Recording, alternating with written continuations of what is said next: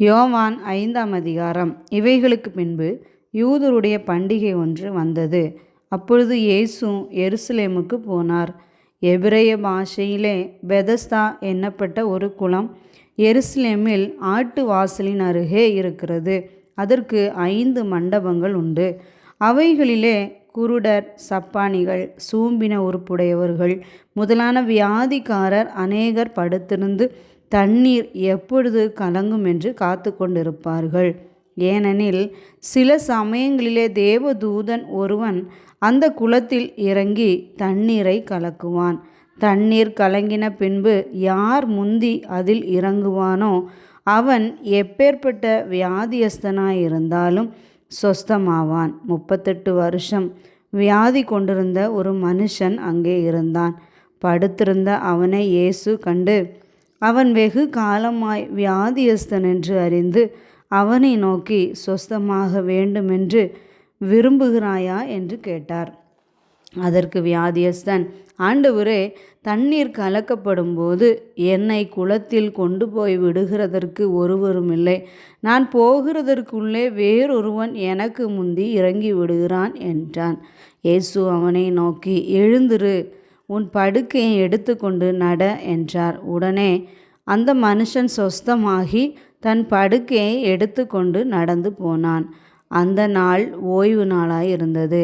ஆதலால் யூதர்கள் குணமாக்கப்பட்டவனை நோக்கி, இது ஓய்வு நாளாயிருக்கிறதே, படுக்கையை எடுத்துக்கொண்டு போகிறது உனக்கு நியாயமல்ல என்றார்கள்.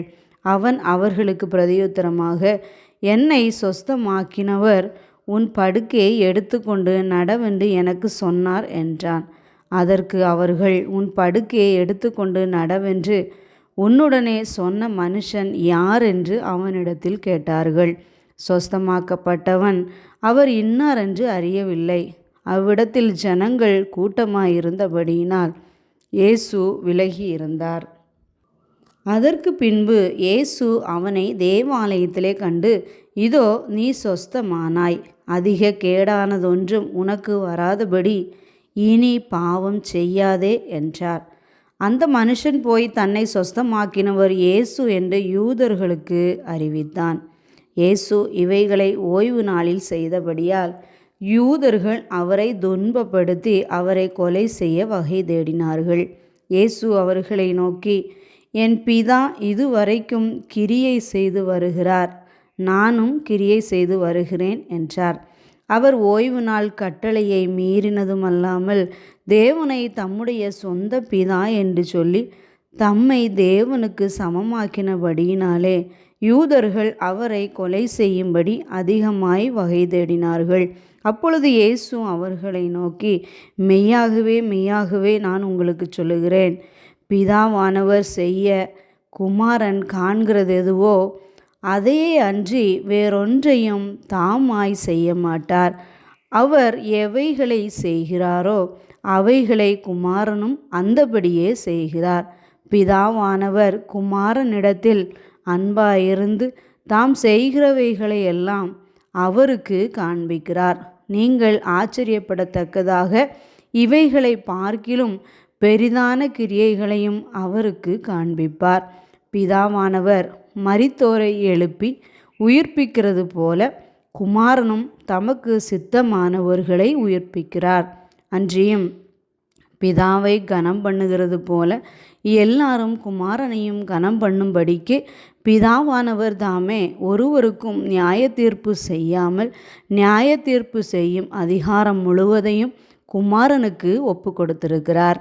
குமாரனை கனம் பண்ணாதவன் அவரை அனுப்பின பிதாவையும் கனம் பண்ணாதவனாய் இருக்கிறான். என் வசனத்தை கேட்டு என்னை அனுப்பினவரை விசுவாசிக்கிறவனுக்கு நித்திய ஜீவன் உண்டு.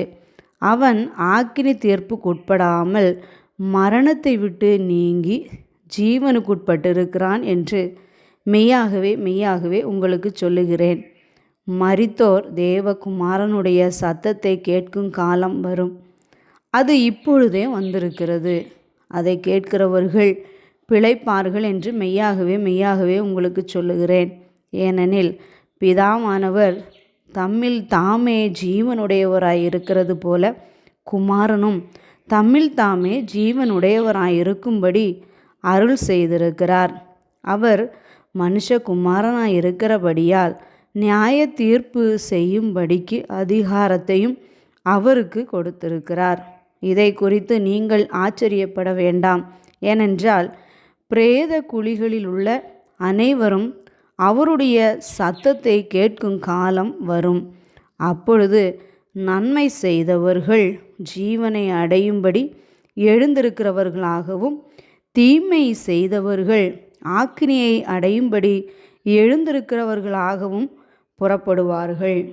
நான் என் சுயமாய் ஒன்றும் செய்கிறதில்லை, நான் கேட்கிறபடியே நியாயந்திருக்கிறேன்.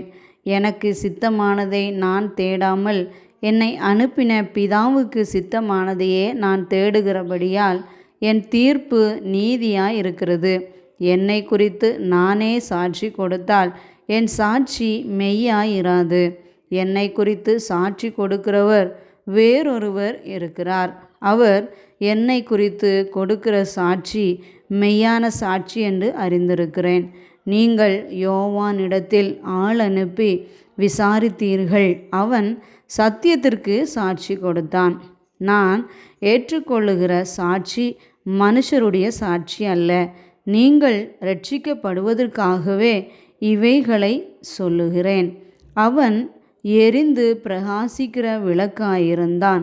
நீங்களும் சில காலம் அவன் வெளிச்சத்திலே களிகூர மனதாயிருந்தீர்கள். யோவானுடைய சாட்சியை பார்க்கிலும் மேன்மையான சாட்சி எனக்கு உண்டு. அதென்னவெனில், நான் நிறைவேற்றும்படிக்கு பிதாவானவர் எனக்கு கற்பித்ததும் நான் செய்து வருகிறதுமான கிரியைகளையே பிதா என்னை அனுப்பினார் என்று என்னை குறித்து சாட்சி கொடுக்கிறது. என்னை அனுப்பின பிதா தாமே என்னை குறித்து சாட்சி கொடுத்திருக்கிறார். நீங்கள் ஒரு காலம் அவர் சத்தத்தை கேட்டதும் இல்லை, அவர் ரூபத்தை கண்டதும் இல்லை.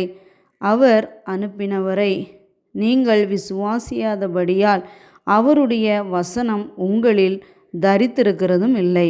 வேத வாக்கியங்களை ஆராய்ந்து பாருங்கள், அவைகளால் உங்களுக்கு நித்திய ஜீவன் உண்டென்று எண்ணுகிறீர்களே. என்னை குறித்து சாட்சி கொடுக்கிறவைகளும் அவைகளே. அப்படியிருந்தும் உங்களுக்கு ஜீவன் உண்டாகும்படி என்னிடத்தில் வர உங்களுக்கு மனதில்லை. நான் மனுஷரால் மகிமையை ஏற்றுக்கொள்ளுகிறதில்லை. உங்களில் தேவ அன்பு இல்லை என்று உங்களை அறிந்திருக்கிறேன். நான் என் பிதாவின் நாமத்தினாலே வந்திருந்தும் நீங்கள் என்னை ஏற்றுக்கொள்ளவில்லை. வேறொருவன் தன் சுய நாமத்தினாலே வந்தால் அவனை ஏற்றுக்கொள்வீர்கள். தேவனாலே மாத்திரம் வருகிற மகிமையை தேடாமல் ஒருவராலொருவர் மகிமையை ஏற்றுக்கொள்ளுகிற நீங்கள் எப்படி விசுவாசிப்பீர்கள்? பிதாவினிடத்தில் நான் உங்கள் மேல் குற்றஞ்சாட்டுவேன் என்று நினையாதிருங்கள். நீங்கள் நம்புகிற மோசேயே உங்கள் மேல் குற்றஞ்சாட்டுவான். நீங்கள் மோசேயை விசுவாசித்தீர்களானால் என்னையும் விசுவாசிப்பீர்கள்.